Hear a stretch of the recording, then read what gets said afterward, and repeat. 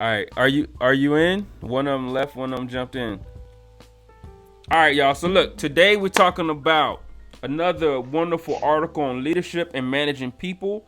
The title is "Great Mentors Focus on the Whole Person, Not Just Their Careers," and it was written by Rick Woolworth.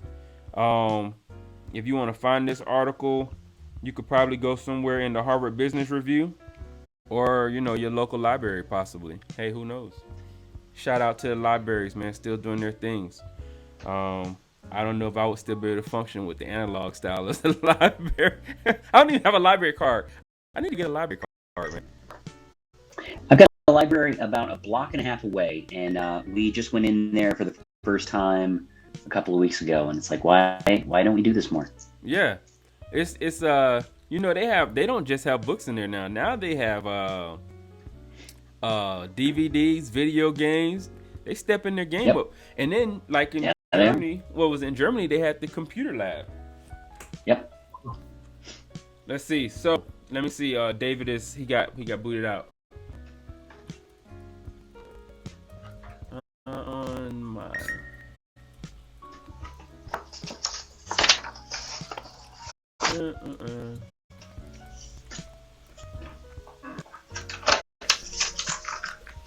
Okay, so this was I like all of them. It was really good. Any thoughts on this article before we jump into the different sections of it? This is a great article. I even just the title made me think about something I hadn't thought about before, because I'm used to mentoring being mainly career focused. That's the first thing that comes to mind when I think about mentoring, and it's really changed my perspective.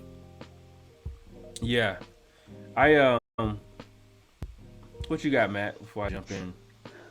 Well, we're not really taught how to mentor, and that's one of the things I think we struggle with, specifically in the Army, but probably elsewhere. You're taught to mentor from a mentor, and if you don't have one, you've never experienced that, then people come to you, like I've had happen to me younger in my career. People will say, I'd like you to be my mentor. I have no idea what to do with this. Absolutely, yes, I'll help any way I can. How do I help? And the thing is, this is not a situation where, like with some leadership situations, it's let me know if you need help. With mentorship, it's more of the interactive. I can give you this. Let me point you in the right direction. Or why don't you just, get to know me, I'll get to know you. But if you're not taught how to do that, and you're not just naturally good at it, it can be tough. Yeah. Yeah. I would say I was 20 years in before I had a legit mentor. I was always taught the other side of mentoring, where it was more on the lines of you find somebody that you like what they do, and how they're doing it, and then basically plant yourself under them, and you take what we say in the military. We don't steal. We just tactically acquire a lot of stuff, and so that's what I was doing, man. I was doing that for 20 years, and then the other part was you don't learn. You can learn two good things from a leader, right? How to be and how not to be. Which one is taught is depends on that leader. So yeah, I was doing that for a while, and then over in Germany, actually, I had ran into my first person that sat me down and was like, let's mentor you. Let me be your mentor. I need to help you out, because he was looking and he was like, why haven't you been promoted? You should be promoted. Your record said you should already be promoted. What the heck is going on? I'm like, and if you're low density MOS, it's like, if you're in the medical field and you're not a whiskey, it's like, ugh. And then for me, I was half of my career was been on the Army base, half has been on the Navy base. The half that was on the Army base, I was split that half of being public health and the other half being a whiskey. And so then they look at my records, they like, this dude's confused. It's like, what the heck? Are you Navy, Army? Are you a medic? Are you not? Oh, if you're a medic, you don't have EF&B. What the heck? And it's like, you know, darn if you do, darn if you don't, right? Yeah. So, anyways, yeah, mentors are very important, man. Very, very important. Inspiring leaders need more and better mentoring than they're getting today. And that's how it opened up. And I would say that's 100% facts. According to a recent study, the supply-demand imbalance is severe. While more than 75% of professional men and women want to have... There we go. What's up, David? How you doing?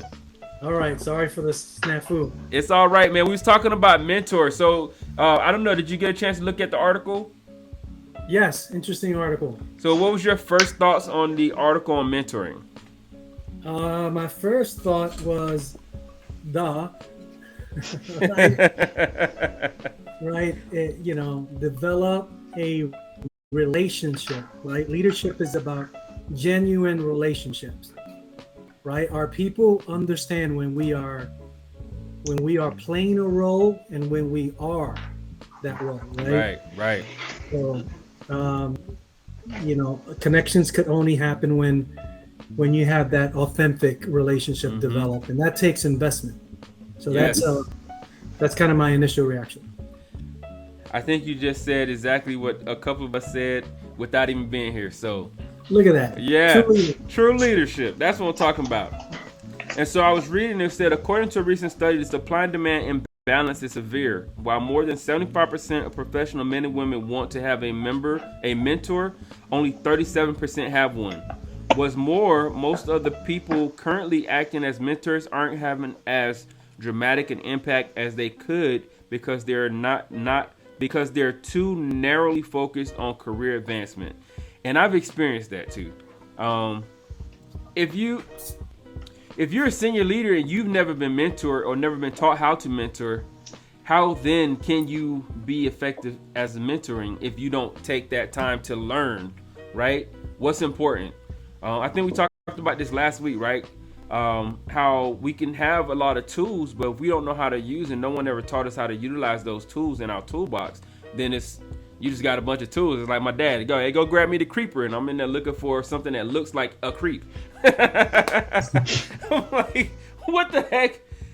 None of these tools look like creeps, man. What the heck, man? So yeah, you know, we need people that's gonna teach us how to utilize those tools that are in our toolbox. And so the first big block that we get into is share your story. What did you guys think about this one? For me, sharing the story, I think is important. And I think that's why the soldiers kind of sat me down and was like, you need to do this. We're going to help. They mentored me into doing the podcast. Isn't that crazy? Mentoring up and down, right? They're like, you need to do this. Let us just say the word yes. And it took like 3 months for me to say yes. And when I said it, they disappeared. And then I find them all gathered around one NCO's desk. And I'm like, what are y'all doing? And they're like, hold on, we got it. We're going to present this to you in a minute. I was like, y'all supposed to be working. But they did it. Shout out to Sergeant Mustache. Used to be Corporal Mustache. Inspector Nacho. He goes by all of these pseudonyms, right? And Sergeant Guzman. So that's Sergeant Sanchez and Sergeant Guzman, man. They were, and then all the soldiers, they were really in on it, but those two really focused in and pushed me. But it's because I come out of the office and I share my stories, right? If I hear them talking about something stupid, I don't just come out and be like, hey, that's stupid. Don't do that. I'll come out and be like, let me tell you something. There's this one time this soldier did something that wasn't very intelligent, and it might have been exactly what they was talking about doing. And then they'll remember that story, hopefully. They say you throw enough on the wall, something to stick, right?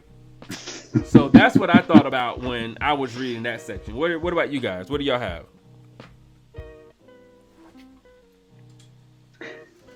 Well, sharing your stories, but shut up and listen. You know, building that genuine relationship by saying, I'm interested in you and I'm going to take the time out of my day to listen to you. Tell me about what you've been through. Tell me about why you're here. Yeah. Why have you asked me to be your mentor? Why do you think I've reached out to you to say, hey, I'd like to mentor you, or I believe you need a little bit of guidance? And the genuine openness that's created through that, saying, this is my time. This is maybe my office, maybe the coffee shop, maybe before, after, or during work. But just being able to say, I'm going to listen to you. Too few people are genuinely listened to for long periods of time. And that can really open them up to thinking, hopefully Right. believing that you're there for them. Yeah. What do you think, Yeah. Phil? I like this subject. What I thought about was that relatability. And I've had experiences. I've had people that were that I wanted to approach for mentorship or advice or anything, and they can be intimidating. You know, being medical, worked with a lot of doctors, and you know, want to ask them for advice, but they're at a different level, and it was intimidating. But then after I got to know them a little bit better, sat down and talked, exchanged some stories, you know, just things like that. All of a sudden, there weren't as many barriers, you Right. know, and you know, it shows people that everybody's human. Humanize it. Yes. You got anything on that, David? If I could get the dog to be quiet. Oh, you're good. Yeah, I'm a storyteller, sometimes long-winded, and on my leadership blog, I've written about active listening. I've written about it because I need it. Yeah. Right? I need to learn how to be a better listener. But one of the things is that I experienced is that as I got older and senior, you know, you get further away from that generation, and not as relatable in a way, right? Here comes old man, or in the Navy, the department head or director. You know, everybody sit up, that sort of thing. You know, the more you do that, you get them used to and comfortable of your presence there, and also the stories helped with connection, right? I've been there. I Right. came up the ranks from E1 on up. So kind of showing them when I was there in your shoes, these are some of the experiences that I had.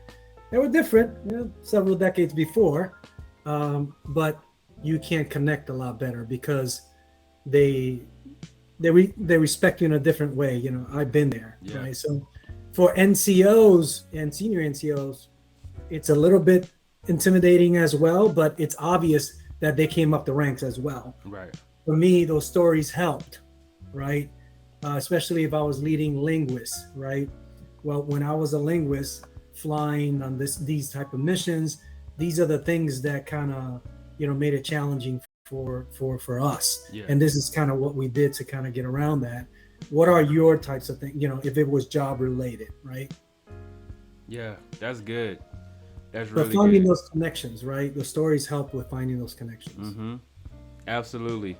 And you'd be surprised that that person that might not stand up and come directly to you, but you've just given them the confidence to be able to say, you know what, I relate to that person. Maybe I can come and talk to them, you know, because you shared that story. So yeah, it's really good to share your story and listen when they're sharing theirs. So, right, active listening. And what's the name of your blog, David? Oh, so my blog doesn't quite have a name. It's my name, dcperez.com. Okay. Maybe I should give it a name. Oh no, I mean, yeah, I'm just saying, you know, we give out the humble boasts, humble brags, you know. Yeah. Send people over to check it out. Yeah, that's good. That's it's funny because you know, I retired Friday. I had my retirement ceremony, and I joked around about that because I mentioned that I have a podcast with my brother, and we talk about leadership on different industries, right? He's in the restaurant, and I'm in the military. But I joked around there. I said, because the guest speaker started talking about my podcast, he was listening to it on the plane, and he got to know my brother and I and used that. Yeah. And I was like, well, you know, now we have 3 people who have listened to my blog, you know, my mother and my wife, and now the guest speaker. So it hasn't been something that I've made public or anything like that. Like I shared with you briefly, the process of doing that with my brother means a lot more to me than how far it spreads. And if it does, that's icing on the cake, right? Absolutely. The process of writing about leadership is good for me to kind of put my thoughts and organize them and develop them, right? The fact that people read them and contribute to it, it's extra points, right?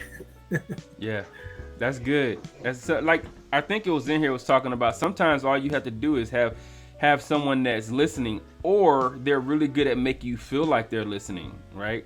So what are you doing when you're podcasting? You're talking into the waves, and hopefully someone's listening, right? And sometimes you work the things out yourself without having to, have someone else dialogue with you. So the next section was ask great questions. So you do need someone to dialogue with you to ask these questions, right? And this was really good because if you're actively listening, then you can kind of put those pinpoints in, or, adjust their azimuth as they're going off course with some of these good key questions. And some of the questions that they said, so it said effective mentors develop a storehouse of probing questions on any number of subjects. Examples: what keeps you up at night? That's a good one. I had a spiritual leader that would ask that. Can you see yourself being stimulated and fulfilled on your current career path for the next 5 years? That's good. I've asked a question like that, not as pinpointed as that. I'll be like, what's your 50-meter target? What's your 300-meter target? Or something like that. But it's like stimulated and fulfilled. I don't know. Can you? If you're right at that retirement, like we was talking yesterday, David, I'm right here. For me to get promoted, I got to do this, and then I got to serve this. I got to stay this long, and then blah, blah, blah. Is that really where I want to be? Is that what I'm trying to do? And you have somebody ask you these questions that'll make you think. What do you do to reboot so that the busyness and tech overload in your life does not result in burnout? That's a really good question. Some people don't have an outlet. Who has been most influential in your life? What did you love doing in high school? What would you have done differently in your life if you had the chance? On a scale of 1 to 10, how would you rate your marriage, romantic relationships right now? How was your relationship with your parents, and were you raised in a particular faith or religious traditions? Did any of those stand out for you guys? If so, how? And what were your thoughts on it? I'll go with you, Matt. You made some notes. I did make some notes, but one of the things that I want to comment on without diving into notes is I started doing this a couple of years ago, making notes before I talked to somebody, not just if I was going to be mentoring them, but if I was interviewing them for anything, obviously, or if an NCO said, hey, can I come talk to you? Yep, today 1300, outstanding. What do I know about this guy or gal? What do I want to talk to them about? What do I think they want to talk to me about? What are some talking points that we can go through?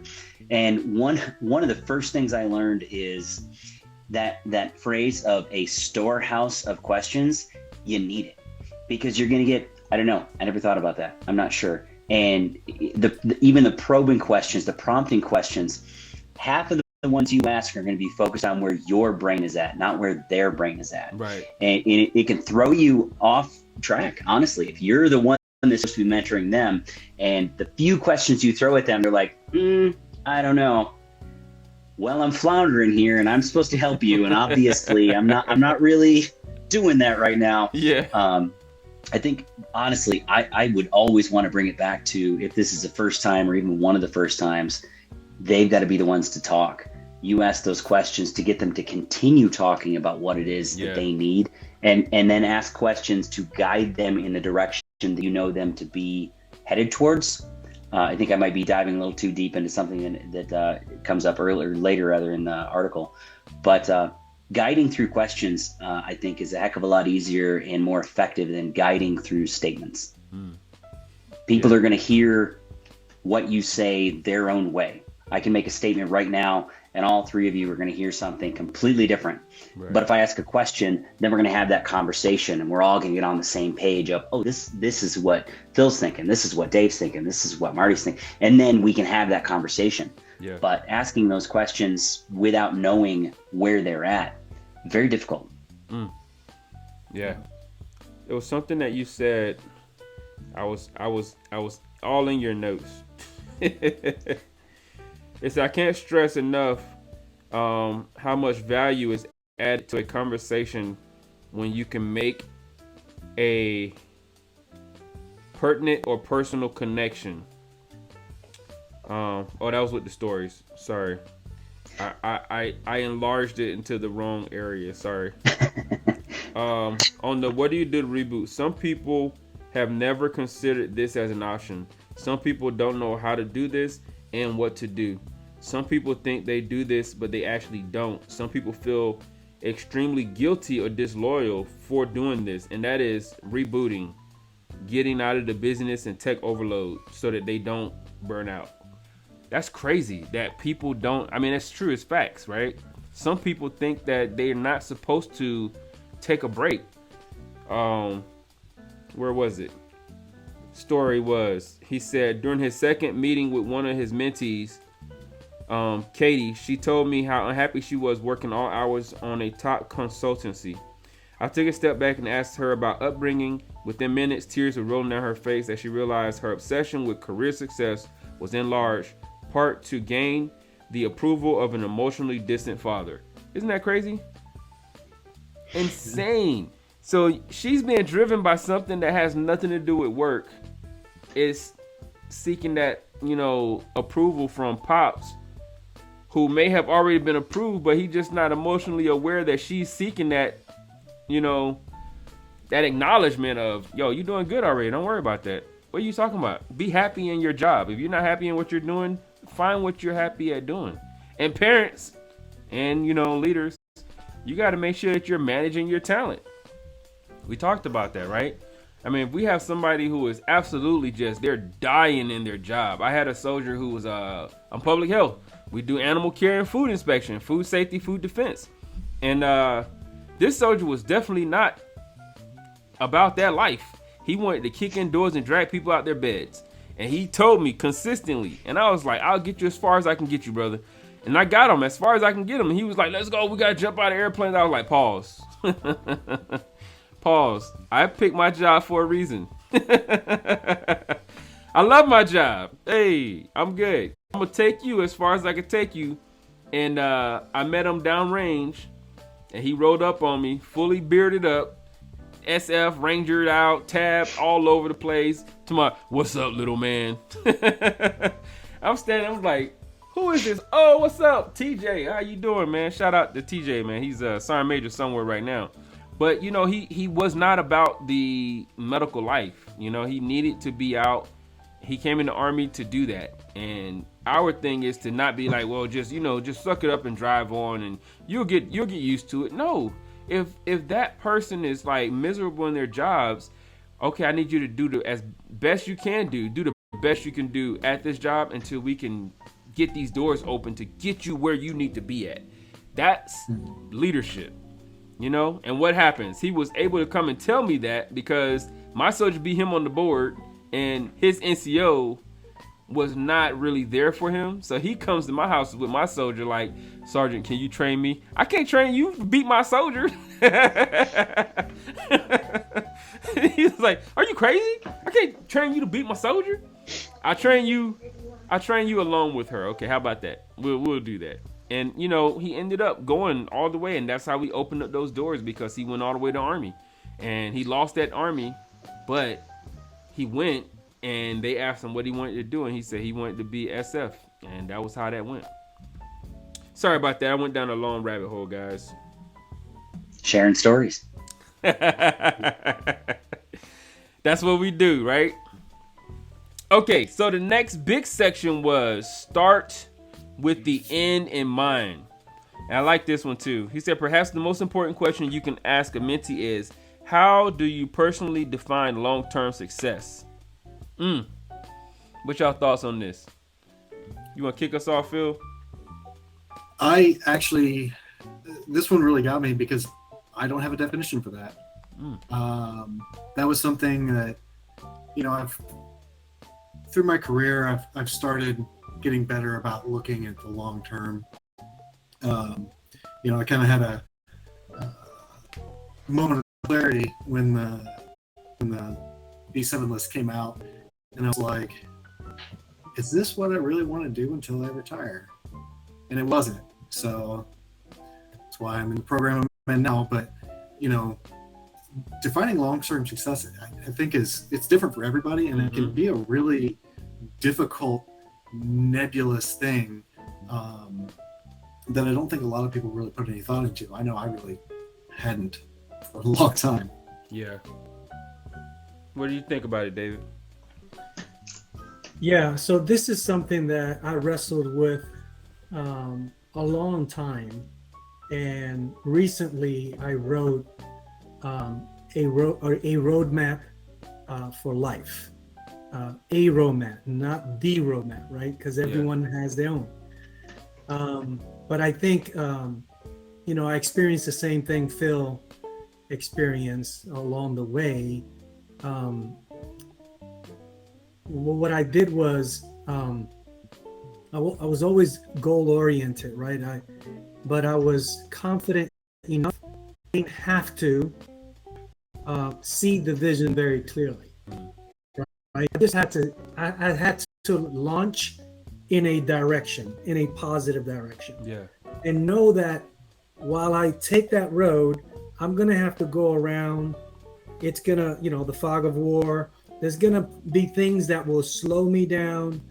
There'll be obstacles. You go with that in mind, right? You expect that these things are going to happen, and you adjust.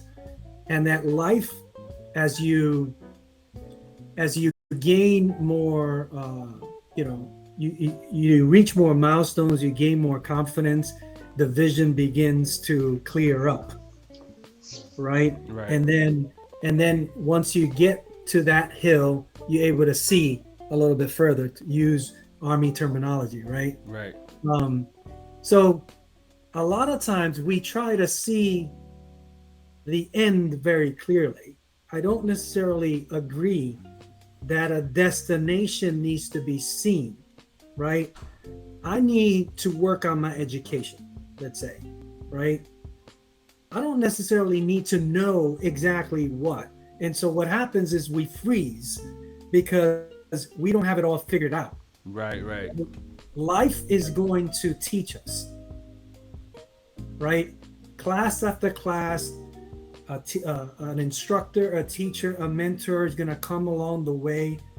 A protege is going to come along the way that's going to help us grow and see more clearly, right? Right. So that's kind of how I see it. Go in a direction, work on milestones to get you, digestible milestones. So it makes you feel like you're moving in the right direction and you're getting some momentum. Right. That's good. The last thing I would say is that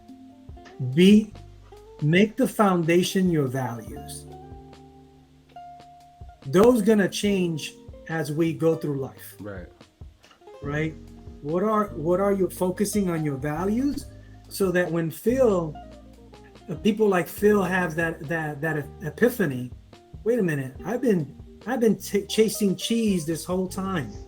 I've been chasing a title like I did. I don't think that it's the title. I don't know if it's E7 or 06 or whatever. It's this aspect of it. Right. Because these are my values. And then you can find those things in multiple areas, not necessarily that title. Right. Right. Yeah. That's good. I see you over there, Matt. What you got? Starting with the end of my, first of all, I completely agree. Seeing the end, I don't see the end. I hit 20 years in October. I don't see the end of my military career. And honestly, I still don't quite see what I want to be when I grow up, once I leave the military.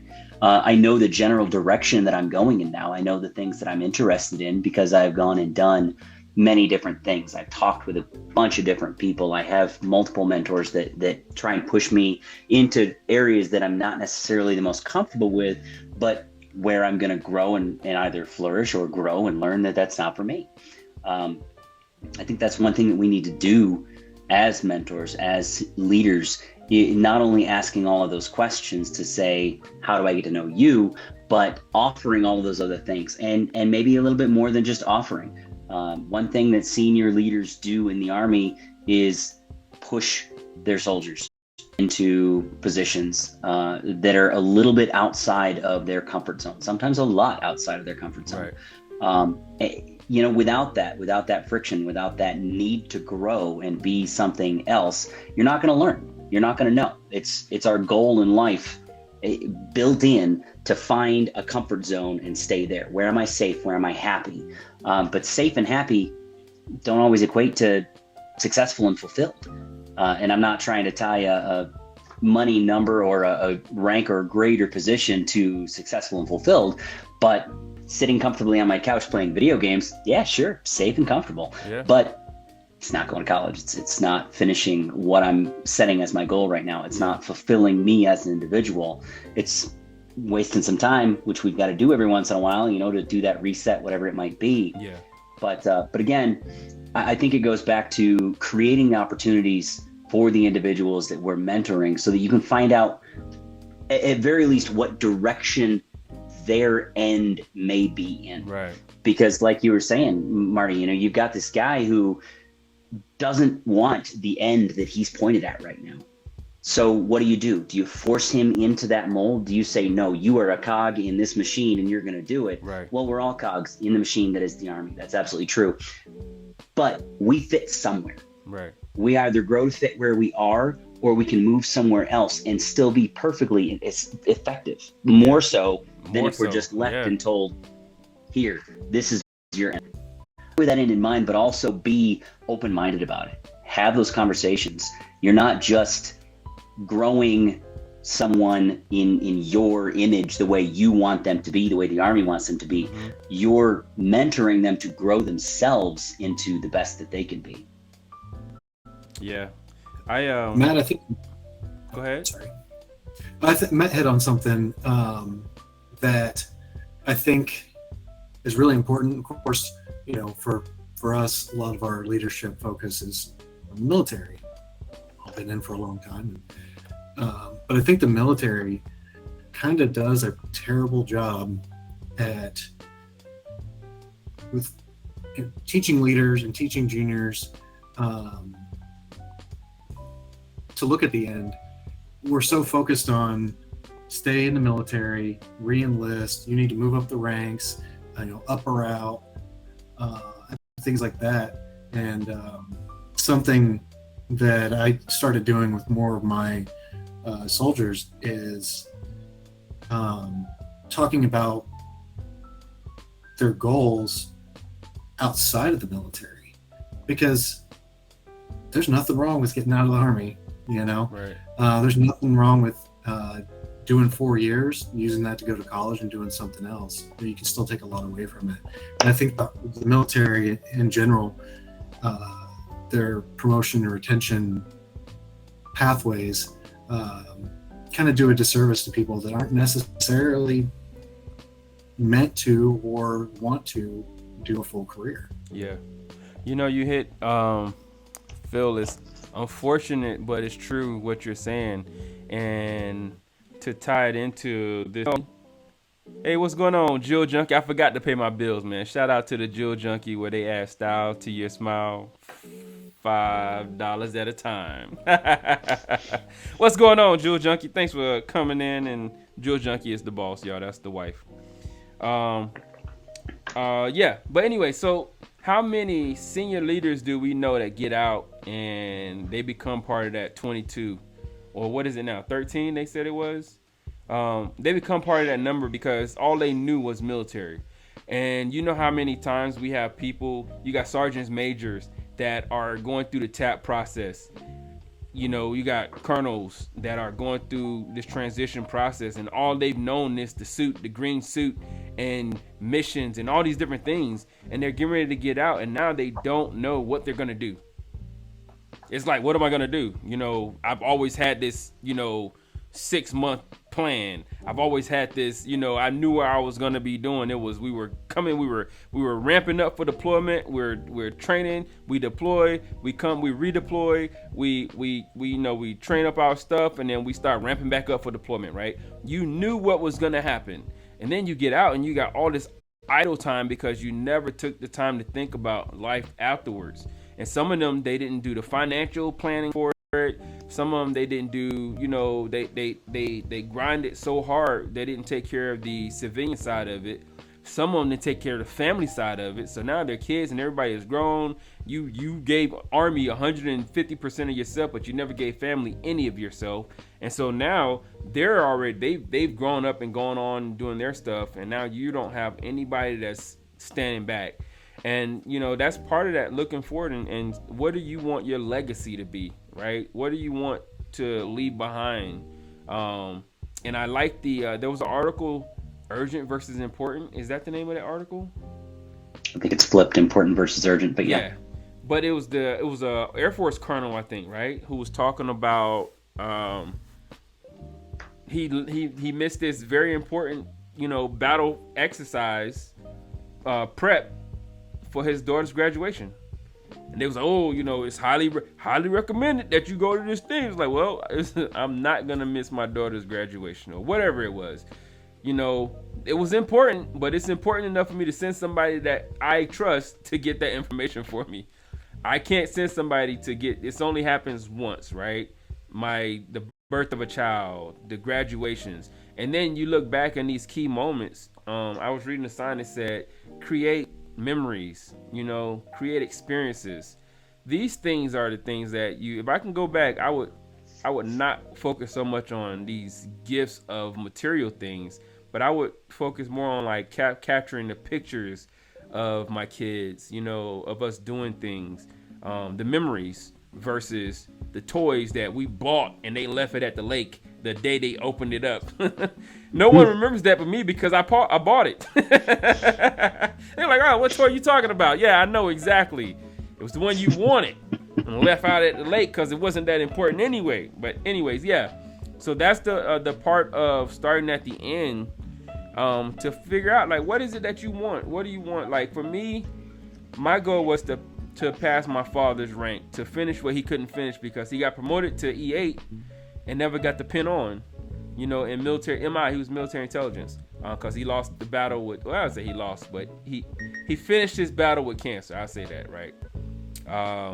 And so, I wanted to do that. Not thinking as soon as I switch over to the dark side, I would have been passing my father's rank. So, yeah, we won't go down that tunnel. That's a long. My wife be like, "Why are you always talking about that?" Because it's still there, it's sore. All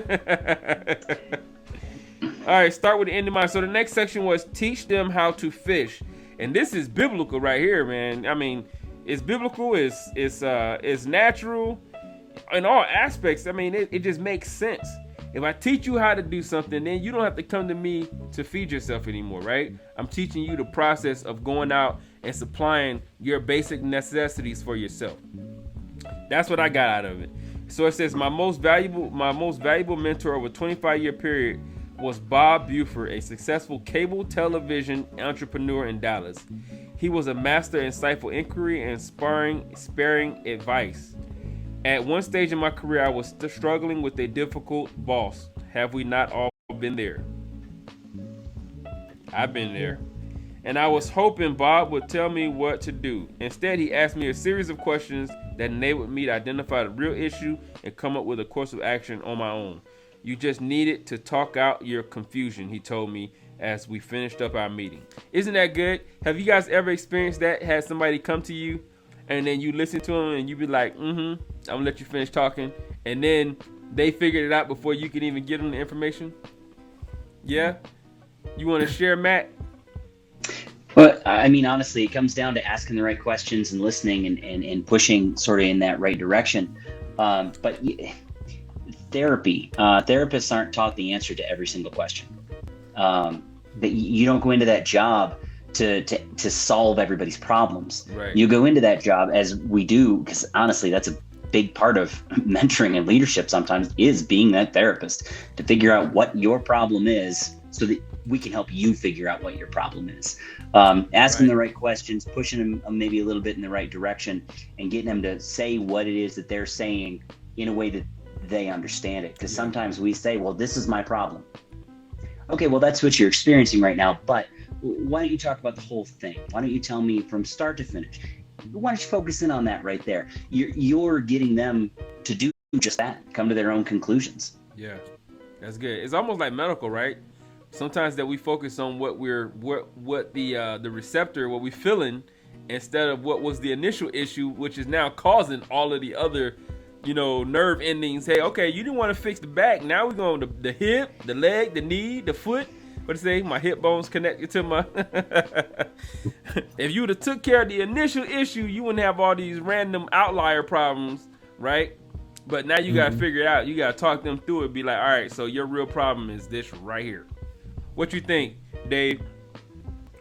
Yeah, I think one of the best leaders that I had asked the beautiful questions that allowed me to navigate through the problem and discover the solution myself. And then that built confidence in myself that I was capable of doing that.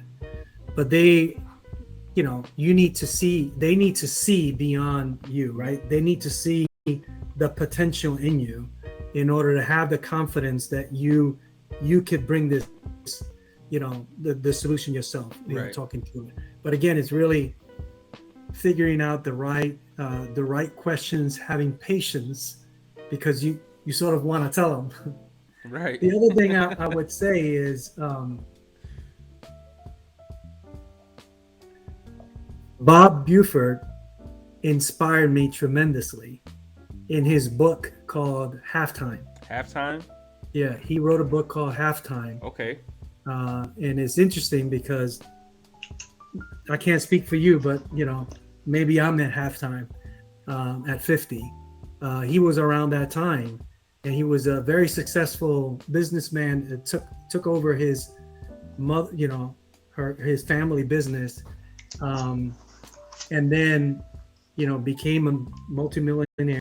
And then he was like, I've been chasing success all my life, and I don't quite feel satisfied. It goes back to what we were talking about before. Yeah. What I need is to discover a life of significance.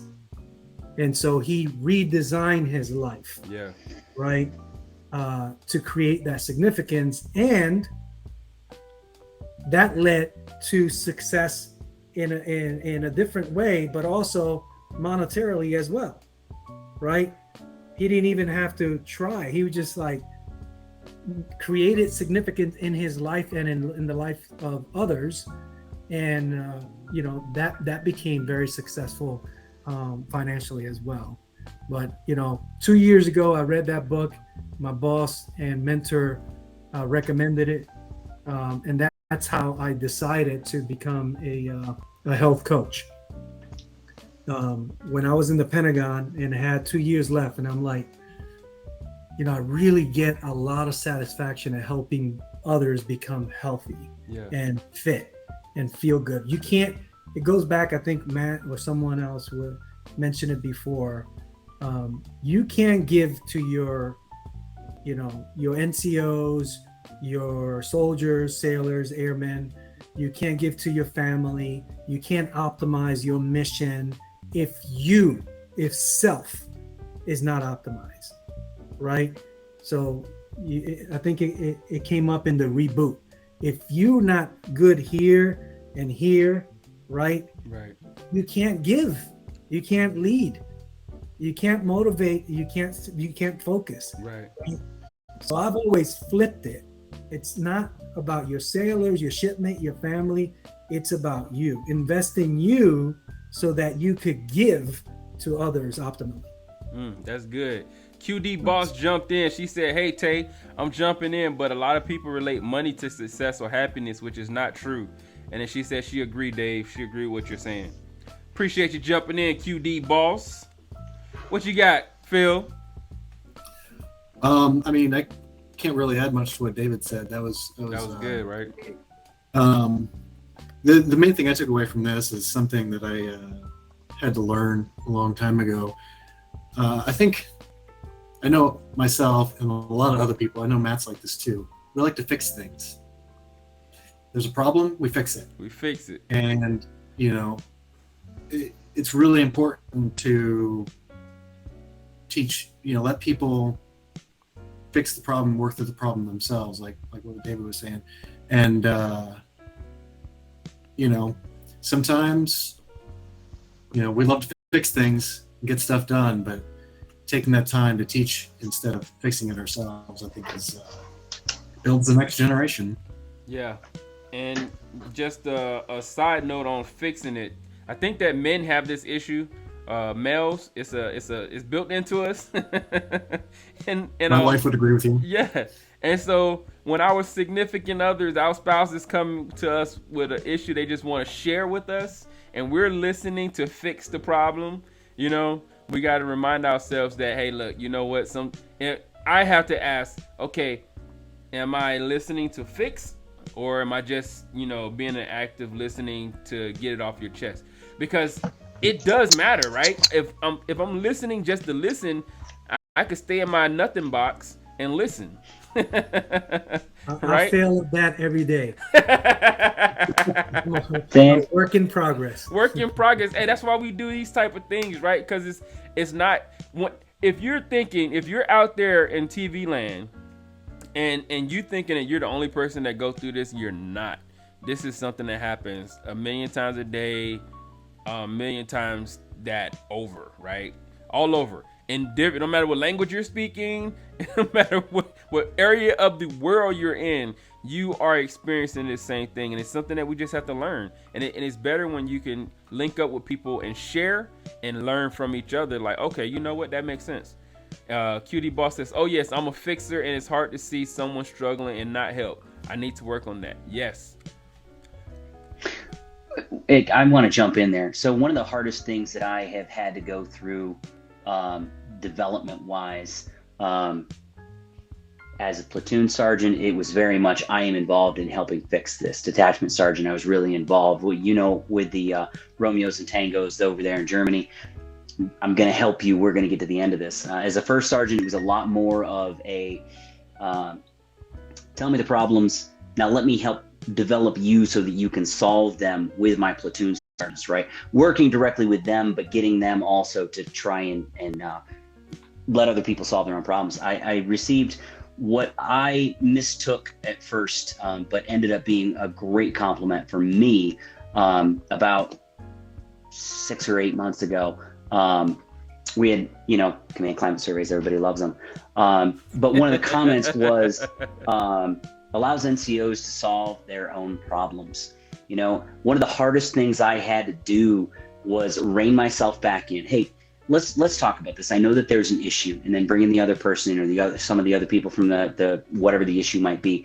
Okay, let's talk about this. And then where do you think this needs to go? What do you think the actual problem is? It was very difficult for me to sit there and essentially just chew on my tongue the whole time. Mm-hmm. And okay, I know what the answer is. I've been here before, but let's get you there. And then not being the one to stand up in front of a formation and say, all right, there's an issue. Here's a solution. Just do it.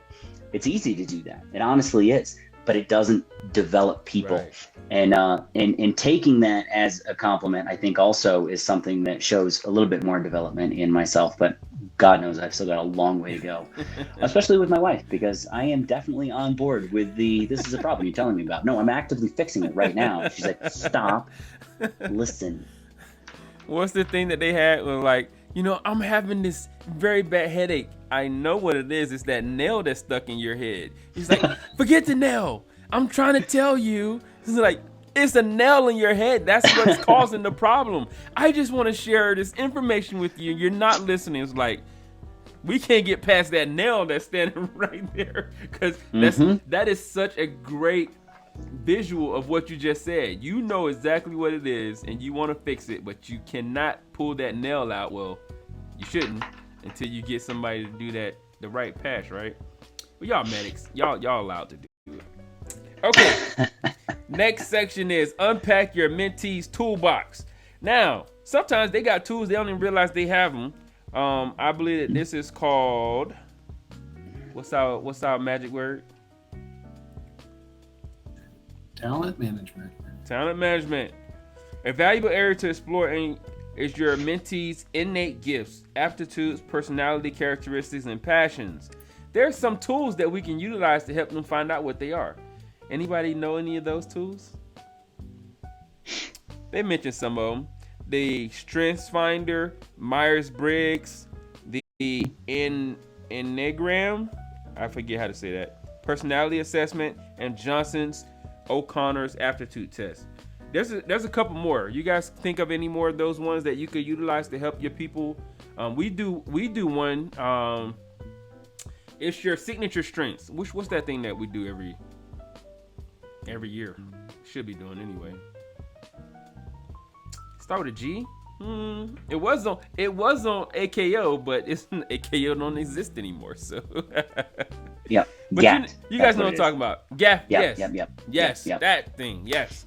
Yeah. So we have the tools, but how often do we sit down and say, "Oh yeah, let's go over your signature strengths," and just because these aren't, and then what happens with our signature strengths? They change as we grow, right? So while private gifters' signature strengths may have been one thing, specialist gifters was something else, sergeant gifford was something else, and on down the road. Mr. Gifford is going to be something totally different. So what do you guys think about this one, about helping your people unpack their toolbox?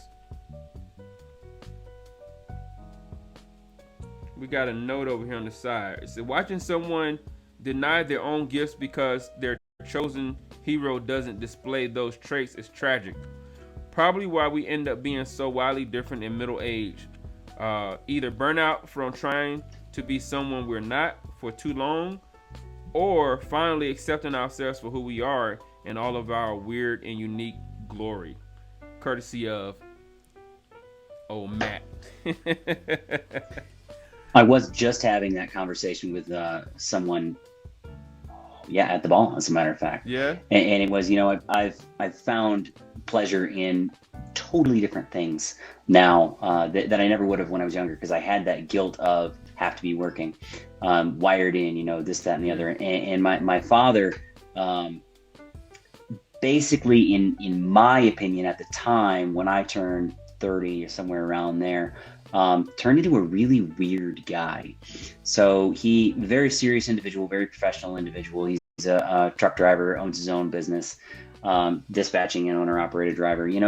Great guy, love him to death. But he went from very serious, this is the job, do the job. This is a new thing to learn to do the job better. This is something else to focus on. There's home improvement to be done. Do this. He was that problem solver and that doer, and he turned into a much more relaxed and laid back and well, again, like I said, kind of weird at the time for me. He started going to Renaissance festivals and just really got into that life. It was all about the fun for the kids and the people that were attending. And it took me a little while to get over the fact that Dad changed a lot, and it confused me, and get from that to no, he's just really good at totally different things that he never experienced. Yeah. And I found myself going in that direction. My wife reminds me that we will not be going to Renaissance festivals on a regular basis, so I got to find another outlet. But that finding what you're good at, sometimes we do it when we're younger because we're pointed in the right direction. Sometimes we do it just through that expression of, this is something I've wanted to do forever, and now I'm really going to embrace it and do it because I have the time, I have the will, or I don't have the will to keep doing what I was doing previously. And I think it's one of our jobs as mentors, as leaders, to not let our people get to that point of having to make a complete 180 shift in their lives because they've been pointed in the wrong direction too long. Catch them when they're younger and be able to say, hey, this might not be for you. Yeah. Let's find what is. Yeah. It's okay to join the dark side if that's where you want to be at, Phil. We're not holding it against you. Hey, Yeah. David did it too, right, David? The dark side. He joined the dark side. Well, you joined that E6, right? I was E6, yeah. E6. So I mean, it's when I was in San Antonio, with so many people I was blessed to have around me who had joined on later in their careers, and that's when I had missed the opportunity for warrant officer, and I got accepted into the Green to Gold program, and I was like, wow. But it took for the battalion commander, it took for like all of these. So I was in 232, you know, the wonderful world of medical combat medics. I was down there, man, and all of the commanders from all the companies, like it seemed like at that time all of them were prior enlisted, and it was like, look, senior, you need to do this. You'll do well as an officer. And I'm just like, nah, man, I'm good. I missed my warrant officer shot. I'm good. I don't see myself as an officer. And then they just talked, and I was like, you know what? I'll try it out. So, yeah, man, you got to have someone sat down and talk to me. I don't know. Maybe I would have been on the other side. Who knows? But, you know, again, I got accepted into both of them, and I wasn't able to actually pursue it. So I figured it was just for me to know that you are qualified for it, but that's not where I need you at. Right? You know, I believe that all things happen for a reason, and that a promotion comes from above. So there we have it. I don't complain about it. Had I not been where I've been, Is Marte? Oh, there we go. You know, I wanted to say something about strength finders. I recently did that. I want to say a year ago. yeah, And I recommend it. It's really good. I mean, you providing the inputs to the questions, so you know yourself better than anyone else.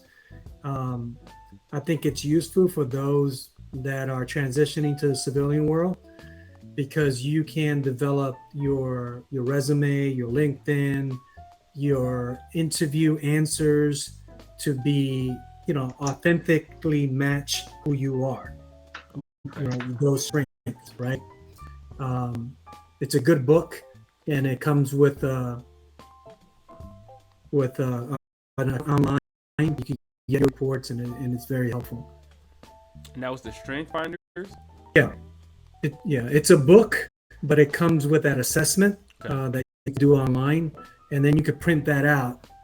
I took all those strengths and basically bullets, and added it to my LinkedIn, and added it to my interview sheet, so that when they ask you a question, you could respond with those strengths, right? Because you're not trying to be someone you're not, right? That's gonna come through. Yes, is good. It is. You Google it, man. It's right there. Strength Finders pops right up. Awesome. Thank you, Dave. I appreciate that. They use the Gallup poll. That's exactly it as the Gallup. Yep. I'm gonna try that. I'm gonna check that out. See what they say my strengths are, if it matches up. Okay, so the next section was, remember most of mentoring is caught, not taught. What do they mean by that? What did you guys get from that? Most of mentoring is caught, not taught. I got something out of it, but I want to see what you guys got. We have all heard that roughly 90% of communication is nonverbal. I'm gonna stop there. What you got, Phil? I mean, this comes back to your peers and your subordinates. They're gonna watch what you do more than listen to what you say.